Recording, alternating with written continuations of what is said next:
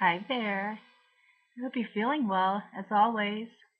Um, I just got out of my Epsom bath, and before that, I dried body brush, and yeah, purple face. You can't see it all that much, but yeah, it's purple, which always means to me toxic. um, but I'm doing something about it, right? So, um, back to Epsom. You should know by now how much I love Epsom and coconut oil. um, Besides God, those have been my two saving graces. Um, and dry body brushing, that too. But temperature, I've mentioned temperature before, and with the sorry, I don't script things. I have to think and talk. But I don't do the hydrogen peroxide anymore. I quit doing that a long time ago at the advice of my LDN to reduce the seizures that I was having. It was just too much. So that caused seizures and big time herxes. So now that I don't use the hydrogen peroxide and I only use Epsom and basically my pooper to get rid of toxins and sweat, um,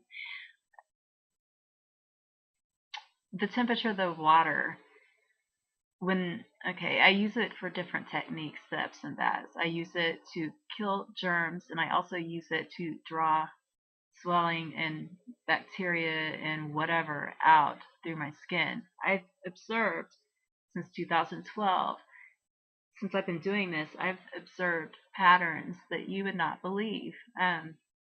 Seeing like little spotted rashes on my arms, and then it's a cycle. It comes up, and then I do my thing with the bath, and then it subsides, and it's a constant everyday thing that it's just so worth it to me. I will never stop doing it. Um but this morning, well, it's not even morning. It's still late morning. It's like 11:30 a.m. But just earlier, my goal this time was to kill bugs. So induce fake fever with the temperature of the bath water while you're taking your Epsom bath. If you make the water, I want to say as warm as you can stand it, but be careful. You don't want to mess your heart up. But the warmer, the goal is, I think it's like 101 to 102 degrees. So I found that a 40-minute minimum soak, keeping the water warm, like real warm,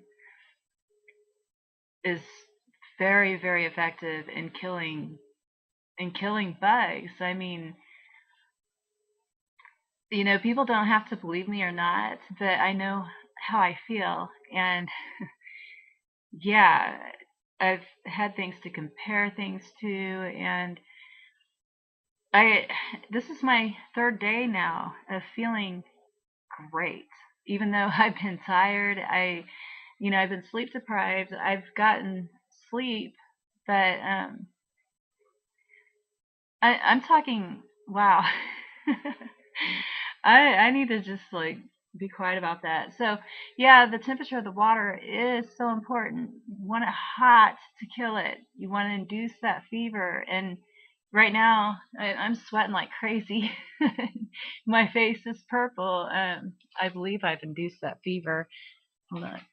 But ideally, we want to, after the bath, we don't want to dry off. We want to wrap up and get hotter, okay? And not lose that body heat. And if you have a hat or a hoodie, put it on and put the hood up. And, you know, it's driven me to nausea, well, every single day.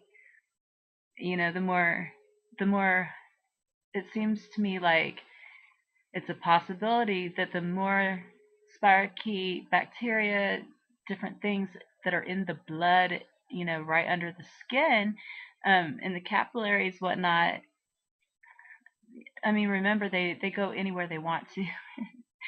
I'm losing my track of thinking again. Whoops.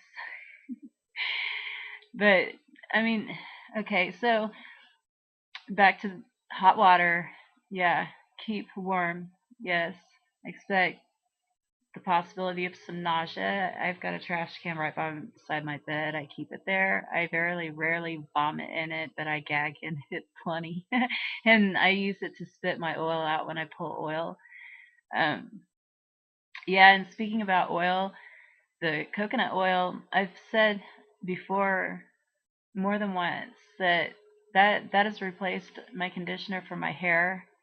During an Epsom bath, we don't need any products whatsoever. In fact, I've seen soaps and stuff sizzle and interact with the Epsom in the water. So I don't use any products at all. I none.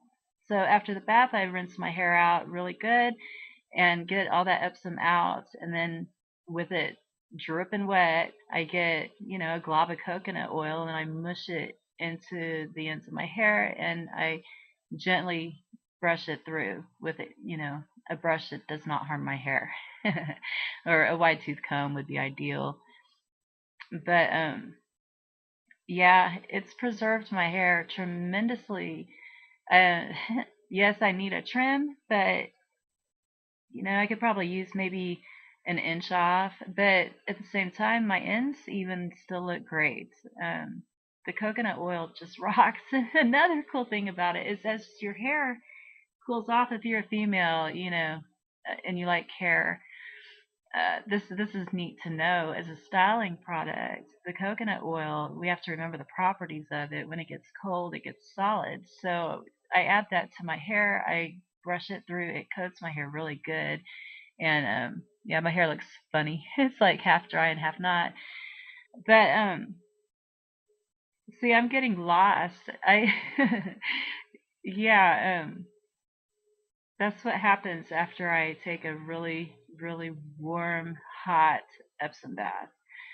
I put about 3 cups in, and yeah, I'm going in circles. And see, I wasn't like that before the bath. So my body really, really reacts to this, and it's not in a horrible way. Yes, I do send myself into herxes, but it's it's nothing that makes me go jaundice. It's nothing that compromises um, function of any organ system. In fact, it helps it. So, yay to Epsom fevers. I got Epsom fever. Epsom fever. I got Epsom fever. So, yeah, I'm wrapping myself up more because I need to sweat, get the stuff out of me. Also, my new bite. I got 2 new bites. One right on my spine, and the other one is on my rib cage. I showed you in another video.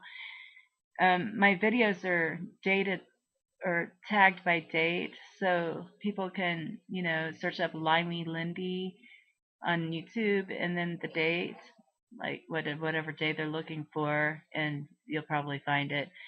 I lost track of what I was saying again. I feel totally like a ditwad.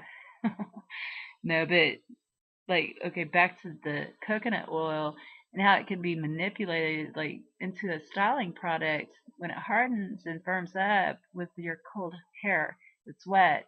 Um, for example, I can do all kinds of stuff with it. I can like move it around. Oh man, I can make finger waves with it. I'm not playing. I can change the shape of it. It makes a great, great styling product, even though I can't show you right now because my hair is flying everywhere. It's drying. So I just let it dry. I don't ever put heat on my hair. Never. And I don't use products either, just the coconut oil. And yeah, cheers to good hair health, ladies. Look at my hitchhiker thumb. That's crazy looking.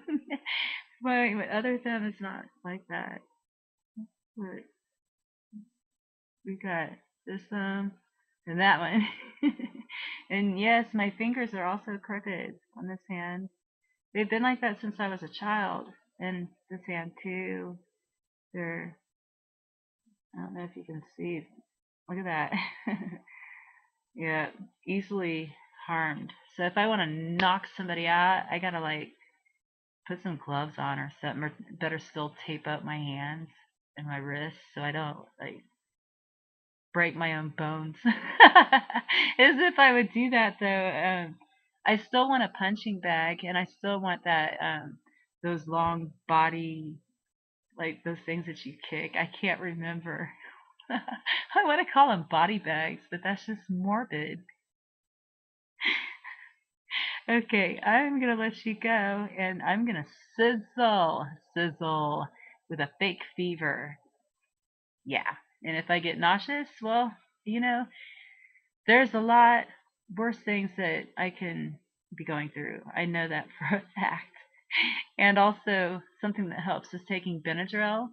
Make sure you're not allergic to it. But oh yeah, it helps.